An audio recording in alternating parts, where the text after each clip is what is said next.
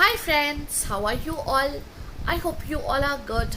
My name is Sanju and welcome to my channel English with Sanju. And in tonight's video, as usual, we are doing the essay A Room of One's Own, which is by Virginia Woolf. So we had completed till page 17. Let's come to page 18, and before that I request you to see and hear. Even if you just listen to it, that's enough. Just listen to this video. I'm sure these are real words of wisdom. Shall we lay the blame on war? When the guns fired in August 1914, did the faces of men and women show so plain in each other's eyes that romance was killed? Certainly it was to shock. It was a shock to women in particular, with their illusions about education and so on.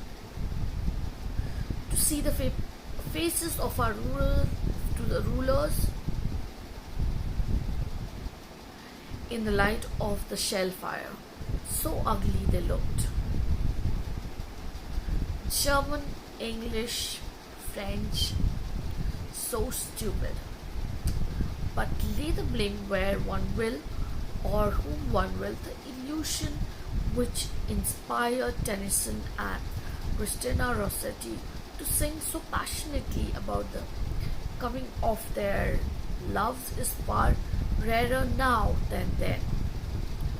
One has only to read, to look, to listen, to remember. But why say blame? Why if it was an illusion, not praise the catastrophe, whatever it was, that destroyed illusion and put truth in its place? For truth, those dots mark the spot where, in search of truth, I missed the turning up to Fernham. Yes, indeed, which was truth and which was illusion? I asked myself. What was the truth about these houses, for example, dim and festive now, with their red windows in the dusk, but raw and red and squalid, with their sweets and their bootlaces at 9 o'clock in the morning,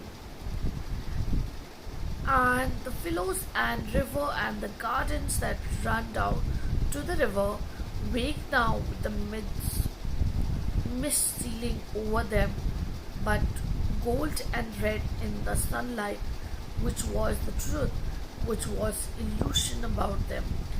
I spare you the twists and turns of my cogitations, for no conclusion was found on the road to Headingley, and I ask you to suppose that I soon found out my mistake about the turning and retraced my step to Fernham. As I have said already that it was an October day, I dare not forfeit your respect and imperil the fair name of fiction by changing season and describing lilacs hanging over garden walls, crocus, tulips, and other flowers of spring. Fiction must stick to facts, and the truer the facts, the better the fiction. So we are told. Therefore, it was still autumn, and the leaves were still yellow and falling, if anything, a little faster than before, because it was now evening, 7:23 to be precise, and a breeze from the southwest, to be exact, had risen. But for all that, there was something odd at work. My heart is like a singing bird whose nest is a watered shoot. My heart is like an apple tree whose boughs are bent with thick-set fruit. Perhaps the words of Christina Rossetti were but partly responsible for folly of the fancy. It was nothing, of course, but a fancy. But the lilac was shaking its flowers over the garden walls, and the brimson butterflies were scudding hither and thither, and the dust of the pollen was in the air. A wind blew from what quarter I know not, but it lifted the half grown leaves so that there was a flash of silver grey in the air. It was the time between the lights when colors undergo their intensification and purples and golds burn in window panes like the beat of an excitable heart. When for some reason the beauty of the world revealed and yet soon to perish. Here I pushed into the garden, for unwisely the door was kept open and no beetle seemed about. The beauty of the world which is soon to perish has two edges, one of laughter, one of anguish, cutting the heart asunder.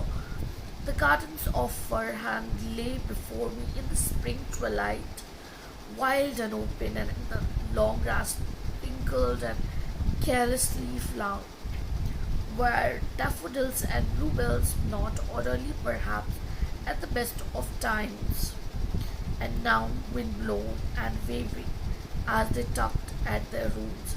The windows of the buildings carved like ships' windows among generous whips of red brick changed from lemon to silver under the flight of the quick spring clouds.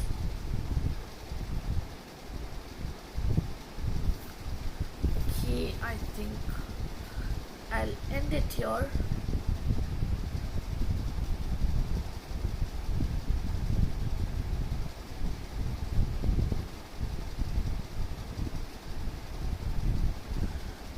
Okay. Or let me finish the page 20. Somebody was in a hammock, somebody, but in this light they were phantoms only, half guessed, half seen, raced across the grass. Would no one stop her?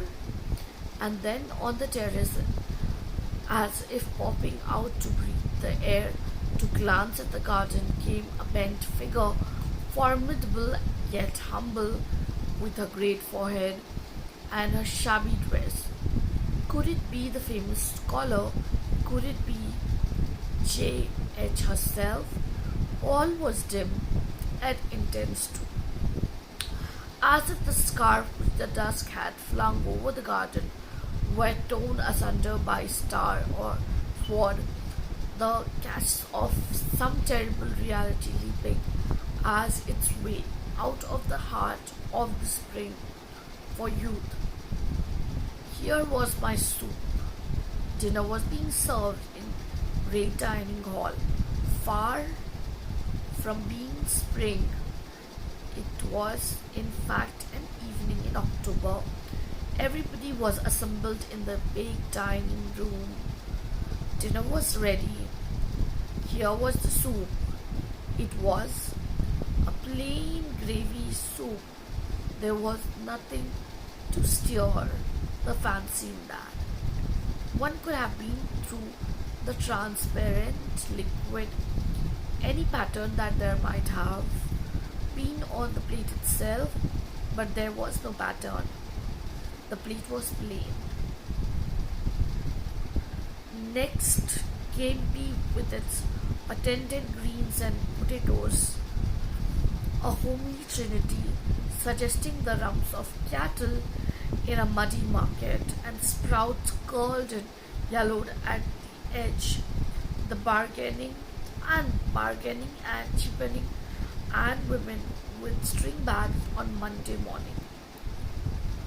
There was no reason to complain of human nature's daily food, seeing that the supply was sufficient and coal miners doubtless were sitting down to less.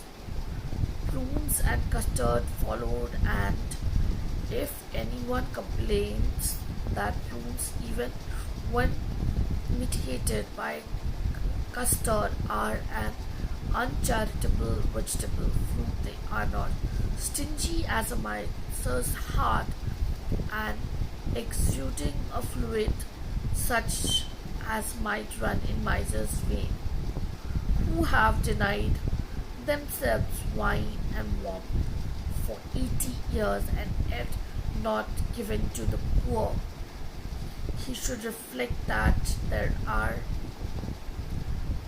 people whose charity embraces even the broad. Biscuits and cheese came next. Here the water jug was liberally passed round, for it is the nature of biscuits to be dry, and there are sorry, and there were biscuits to the core. So we are going to start from page 21, and the line was, and the line is, that was all. This is where we begin. I hope you liked the video. Please hit the like button, comment for suggestions and feedback, share it with every person you know, subscribe and ask all your friends to subscribe, and when you subscribe, hit the bell icon so that you get all notifications from this channel. Till then, it's bye from me, Sanju. Take good care of yourself, your family, and don't forget your friends. They're valuable too. Bye. See you in the next video.